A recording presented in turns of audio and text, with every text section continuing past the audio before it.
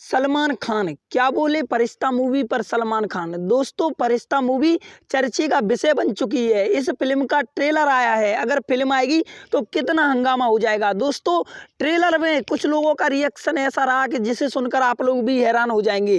दोस्तों, इसके ऊपर सलमान भाई ने क्या कहा है। दोस्तों, सलमान भाई ने कहा है कि आपकी फिल्म का ट्रेलर देखकर मेरी आंखों से आंसू आ चुके हैं और अगर मैं इस फिल्म को देखूंगा तो मेरा क्या होगा।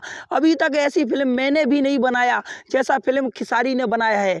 दोस्तों, खेसारी लाल की फरिश्ता मूवी वाकई में तारीफ के काबिल है, क्योंकि इसका ट्रेलर इतना इमोशनल कर देता है। जब हम पूरा फिल्म देखेंगे तो हमारा क्या होगा। दोस्तों, पठान मूवी भी आई थी, उसने सबसे ज़्यादा कमाई की थी, लेकिन पठान मूवी में ऐसा कोई सीन नहीं था जो हमें इमोशनल कर दे या जो हमें हिला के रख दे। लेकिन दोस्तों, फरिश्ता मूवी में ऐसा सीन है जो हमें हिला के रख देगा। हम इस फिल्म को अगर ध्यान से देखेंगे तो हमें पता लग जाएगा कि इस फिल्म में कहानी कैसी है।